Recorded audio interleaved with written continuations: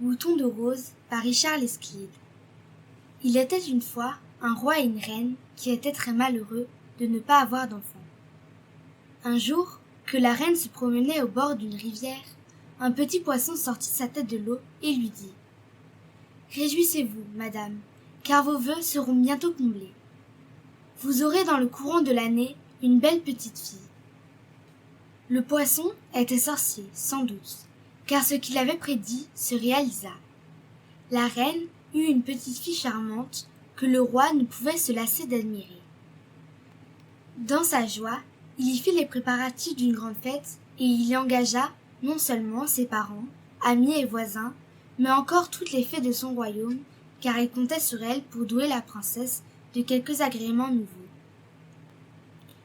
Comme il allait lancer ses invitations, son maître d'hôtel lui fit observer qu'il n'avait que 12 couverts d'or pour servir les fées et que ces dames étaient au nombre de 13. Le roi se décida à supprimer une des lettres de faire-part qui s'adressait à la fée des fuseaux, fée à demi-baguette, de peu d'importance et qui ne s'occupait guère que des fileuses.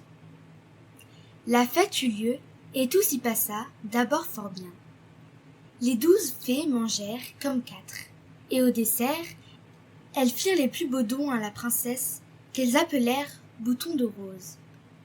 L'une lui donna la vertu, l'autre la beauté, une troisième l'esprit. Enfin, ces dames l'ornèrent de toutes les qualités possibles. Comme elles terminaient leur petite cérémonie, la 13e fée entra avec un fracas épouvantable. Elle reprocha au roi son impolitesse, et il faut avouer qu'elle avait un peu raison, car rien n'était plus facile que d'acheter un couvert de plus ou de l'emprunter à un orfèvre. « Je me soucie peu de votre dîner, s'écria-t-elle, mais j'ai à me venger de votre procédé. Quand la princesse aura 15 ans, elle se piquera avec un fuseau, et vous la perdrez pour toujours. » Elle disparut en disant ces mots, et laissa tout le monde dans la consternation. Le roi et la reine pleuraient comme des fontaines, et les fées ne savaient que faire pour les consoler. « Il ne nous est pas permis, dit la plus puissante, de nous opposer aux volontés de notre sœur. Mais elle n'a pas précisément dit que la princesse mourrait. Et si ce fatal accident arrive, elle s'endormira simplement pendant 100 ans. Toutefois, il ne vous est pas défendu de chercher à prévenir ce malheur, et je vous engage à l'éloigner des fileuses autant que vous le pourrez. » Cet avis parut fort sage, et le roi rendit séance tenante, un édit par lequel les rouets et les fuseaux étaient bannis de la contrée. Les bonnes femmes renoncèrent à filer, car il y allait de la tête, et pour ne pas rester oisives, elles se résignèrent à tricoter des bas. Cependant, Bouton de rose grandissait, et on la citait partout comme une merveille. C'était la beauté, la vertu, l'esprit même. Elle était si aimable et prévenante. Elle se portait à merveille et jouait fort bien à tous les jeux. Ses parents l'aimaient avec passion.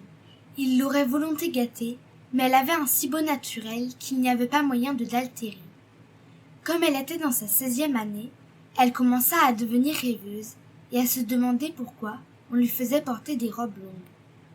Elle se promenait quelquefois seule dans les galeries du château où étaient rassemblés les tableaux des plus grands maîtres. Elle regardait ces belles peintures, faisant ses réflexions, bâillant aux corneilles et bâtissant des châteaux en Espagne. Un jour, on la surprit en contemplation devant un portrait qui représentait une belle dame occupée à filer. C'était une de ses aïeules, nommée Bertholompier, qui avait été une grande fileuse devant Dieu. La princesse s'inquiéta beaucoup de l'étrange instrument que tenait la reine Berthe et voulut en avoir un pareil. On essaya vainement de la dissuader de cette fantaisie. C'était la première fois qu'on lui refusait quelque chose, et elle s'obstinait d'autant plus à l'obtenir. Dans son impatience, elle frappa du poing le fuseau que représentait la peinture. Malheureusement, un clou, qui se trouvait caché sous la toile, pénétra dans sa main et la blessa cruellement. Elle tomba aussitôt à la renverse, plongée dans un profond évanouissement. Bien qu'elle eût conservé ses couleurs de rose, on comprit qu'elle subissait les conséquences de la prédiction fatale qui avait été faite. Ses parents, après avoir inutilement essayé de tous les moyens possibles pour la ranimer, la couchèrent sur un lit et se hâtèrent d'écrire aux fées, leurs amies, pour leur demander conseil. Elles ne se firent pas attendre. Le roi et la reine se jetèrent à leurs pieds et les supplièrent de ne rien épargner pour leur rendre leur enfant. Ces dames répondirent qu'elles n'y pouvaient rien, et que la princesse en avait pour 100 ans à dormir. Comme ces pauvres parents se désolaient d'une façon pitoyable, en songeant à ce que pourrait devenir leur fille endormie et à son embarras, quand, en se réveillant, elles ne verraient que des figures étrangères, une fée, qui avait plus d'esprit que les autres, proposa d'endormir avec Bouton de Rose, son père, sa mère et tous les habitants du palais. Le roi n'y eut pas plus tôt consenti qu'elle fit tourner sa baguette. Un sommeil de plomb, invincible, s'empara subitement de tous les assistants, et les 1000 bruits qui résonnaient dans le palais furent remplacés par un ronflement uniforme et sonore. Chacun s'endormit dans la position qu'il avait, lorsque la fée avait levé sa redoutable baguette.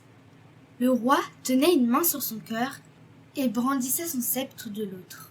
La reine achevait une révérence, des valets affairés couraient çà et là, portant des plats fumants et dressant une table splendide. Tout s'arrêta, tout se figea, tout se paralysa, tout se cristallisa, même le feu, même les pendules, même le bras du chef qui, levant une cuillère à peau, corrigeait un marmiton qui avait laissé brûler une sauce. La comédie humaine fut subitement interrompue par un entr'acte de 100 ans. Les fées, avant de partir, voulurent garantir leurs protégés de la curiosité populaire, car tous ces dormeurs auraient été fort bons à montrer pour de l'argent. On vit croître soudain, autour du palais enchanté, d'épais buissons d'épines qui s'entrelacèrent étroitement, de manière à former une clôture impénétrable. Ils s'élevèrent si rapidement qu'ils cachèrent bientôt jusqu'aux plus hautes cheminées. Les fées rentrèrent chez elles, sans s'inquiéter du royaume qui demeurait à l'abandon et qui n'était plus gouverné du tout. Les peuples furent d'abord fort en peine, car ils étaient habitués au tumulte de la cour, au bouleversement de la guerre, aux édits et aux ordonnances. Mais n'a pas de roi qui veut. Ils prièrent quelques honnêtes gens, qu'ils connaissaient de longue date, de se charger de leurs affaires et de les administrer avec prudence et économie. La prospérité générale s'accrut en peu d'années, les impôts diminuèrent et j'ai quelque honte d'avouer qu'on n'avait jamais été si heureux dans le pays. Cependant, les années succédaient aux années et les générations aux générations. On ne connaissait l'histoire de la princesse endormie que par ouï dire et pour l'avoir entendue raconter à son grand-oncle ou à son vieux père. On la considérait comme une fable et on l'avait fait à ce sujet des complaintes réussies dont l'héroïne était la Belle au bois dormant.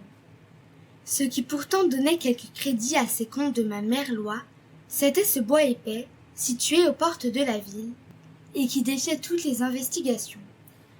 De temps en temps, des aventuriers ou des fils de rois cherchaient à se frayer un passage dans cette forêt épineuse. Mais les haches s'émoussaient sur les troncs d'arbres. Le feu ne pouvait s'y attacher, et les plus hardis revenaient ensanglantés et périssaient quelquefois des suites de leur entreprise. Il arriva pourtant une époque où les 100 ans s'accomplirent. C'était précisément alors qu'un très aimable prince, qui voyageait pour son plaisir, vint à passer dans la contrée. On lui raconta la légende de Bouton de Rose, et il en fut si touché qu'il résolut d'arriver jusqu'à elle ou de mourir. Vainement essaya-t-on de le faire renoncer à ce projet dangereux. Il attendit à peine le lendemain pour se mettre en route. Quelle fut sa surprise quand, au lieu des buissons qu'il s'attendait à rencontrer, il ne vit qu'un parc immense et des ombrages touffus, sous lesquels s'ouvraient de magnifiques allées. Il comprit qu'il lui était réservé de finir cette belle aventure, et il s'avança hardiment, pendant que son écuyer était repoussé par les branches qui se croisaient devant lui et lui fouettaient le visage. Le prince arriva devant un palais qu'il trouva fort beau, quoique d'une architecture un peu vieillie. Des pigeons, perchés sur les toits, cachaient leur tête sous leurs ailes. Des chiens sommeillaient dans leurs niches, et sur les perrons, les mouches dormaient contre les murailles. Un sabot qu'un polisson endormi poursuivait dans la cour ronflait encore d'un coup de fouet reçu 100 ans auparavant. Or, un bourdonnement sourd et monotone, un silence absolu régnait dans le palais. Le jeune homme traversa 20 appartements, pleins de dormeurs, et finit par arriver à la tour où se trouvait Bouton de Rose. Il demeura stupéfait en voyant une si belle fille, et fut pris d'un grand accès de timidité. Il toussa, fit du bruit et remua les chaises pour la réveiller. Elle ne bougea pas. Il s'avança vers elle, lui prit la main et lui fit un petit discours en la secouant un peu. Elle demeura immobile. Il se décida alors à l'embrasser, ce qu'il fit avec une grande discrétion. Au même instant, elle ouvrit les yeux, rougit et lui fit un gracieux sourire. Le roi posa son sceptre et la reine finit sa révérence. Les valets reprirent leur besogne et chargèrent la table des plats qui fumaient encore. Les pendules sonnèrent, le feu pétilla, et le marmiton poussa un cri en recevant un coup de cuillère qui laissa des marques sur ses épaules. Les mouches s'envolèrent, les pigeons, secouant leurs ailes, s'élancèrent dans les airs, les chiens aboyèrent violemment, et un vacarme épouvantable remplaça le silence qui régnait depuis un siècle. Le prince profita de cette animation pour demander la main de Bouton de Rose au roi son père, qui la lui accorda volontiers. Le fiancé fut un peu ému quand il apprit à la mairie que la mariée avait plus de 100 ans, mais il passa outre car elle était admirablement conservée. Ainsi s'achève Bouton de Rose par Richard Lesclude.